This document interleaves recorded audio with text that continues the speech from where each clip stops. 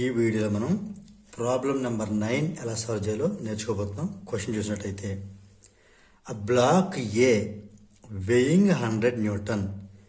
ఇక్కడ ఒక బ్లాక్ ఉంది, దాని వెయిట్ వచ్చి 100 newton. Is pulled up a slope of length 5 metres. దీన్ని ఈ ఫోర్స్ అప్లై చేసేలాగూ పైకి లాగడం జరిగింది. మనకు అర్థం అవడానికి ఏం చేద్దాం అంటే, ఈ పాయింట్ని సపోజ్ పి అని అనుకుందాం. ఇక్కడ ఈ 90 డిగ్రీస్ ఉంది, దీన్ని క్యూ అని రాద్దాం, దీన్ని ఆర్ అందాం. అంటే ఆర్ నుంచి పి వరకు ఈ బ్లాక్ని ఇలాగూ పైకి లాగారు with by means of a constant force that is 100 newton as illustrate in the figure. Right. ఇప్పుడు ఫస్ట్ బిట్ ఏంటి అంటే, what is the work done by the force, ఎంత force 100 newton, in moving the block A 5 metre along the slope. ఇక్కడి నుంచి ఇక్కడికి లాగటానికి జరిగినటువంటి work ఎంత, work done అనేది క్వశ్చన్. ముందు ఒక్కొక్క బిట్టు సాల్వ్ చేద్దాం.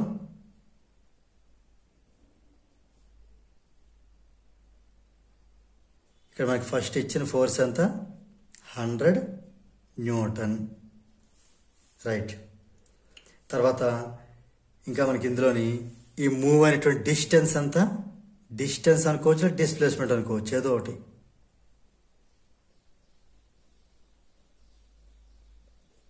అది ఎంత దూరం దాన్ని లాగమని కూడా లాగబడింది 5 మీటర్స్. ఈ రెండు ఇచ్చాడు మనకి. వాళ్ళు ఎలాంటి ప్రాబ్లమ్స్ మనం సాల్వ్ చేసాం ప్రీవియస్ ఎక్సర్సైజ్ కూడా. వర్క్ డన్ దీన్ని మనం డబ్ల్యూతో డినోట్ చేస్తాం, F into S. Right. So multiply చేద్దాం.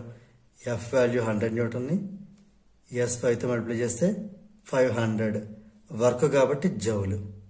ఇది ఫస్ట్ బిట్, ఏ బిట్ అయింది. ఇప్పుడు బి బిట్స్ అనేది చూద్దాం. What is the increase in potential energy of the block A. అంటే ఈ ఆర్ నుంచి పి దగ్గర మూవ్ అయినప్పటికీ ఈ రెండు పాయింట్స్ మధ్య ఉండేటటువంటి పొటెన్షియల్ ఎనర్జీలో ఎంత ఇంక్రీజ్ అయ్యింది అనేది మనకి క్వశ్చన్. అంటే ఇప్పుడు increase in potential energy is equal to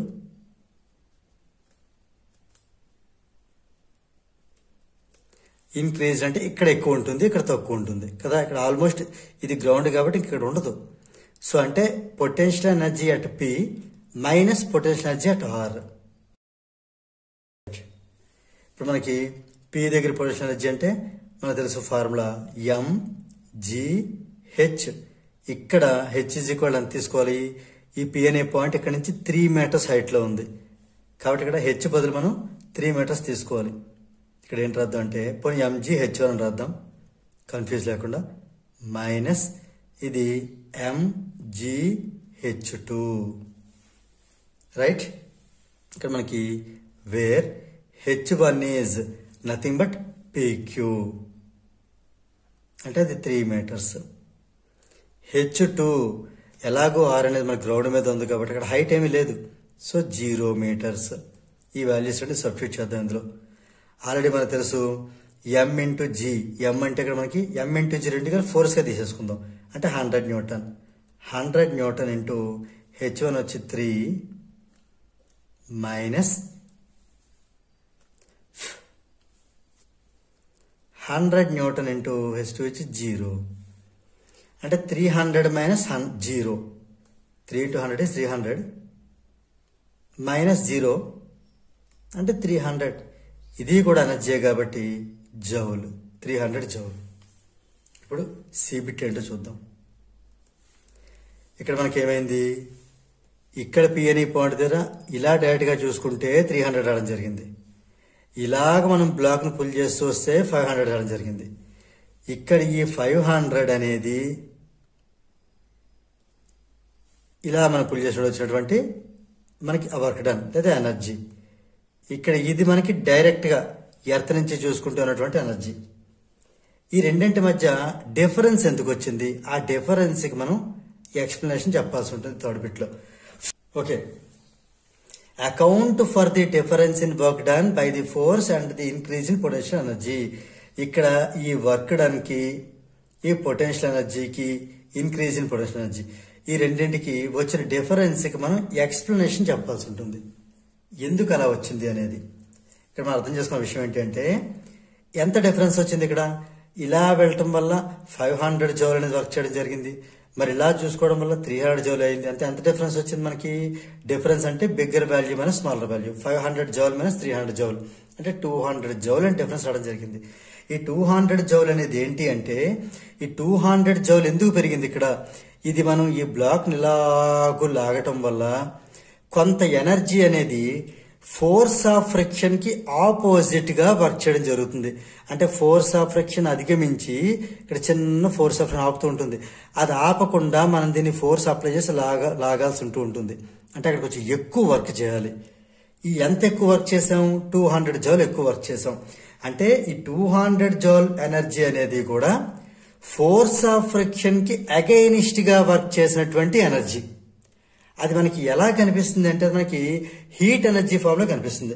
అంటే ఇక్కడ మనకి చిన్న ఈ బాడీ అనేది ఈ బ్లాక్ అనేది వేడి ఎక్కడ జరుగుతుంది అంటే హీట్ లాగుతున్నాం కదా, లాగినప్పుడు అది ఈ ఎక్స్ట్రా 200 ఎనర్జీ కూడా హీట్ ఎనర్జీ ఫామ్ లో అది రిలీజ్ అవుతుంది అనమాట. అంటే ఎనర్జీ అనేది ఎక్కడికి పోలేదు. Energy can neither be created nor be destroyed. It can change its form from one form to another form.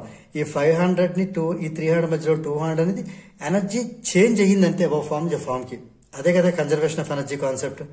So ఇక్కడ నేను ట్రై అయిపోతున్నానంటే ఇక్కడ నేను రాసేది ఏంటి, here 200 joule energy is used in doing work against the force of friction between the block and the slope which will appear as heat energy. అదే నేను రాయబోతున్నాను ఇప్పుడు.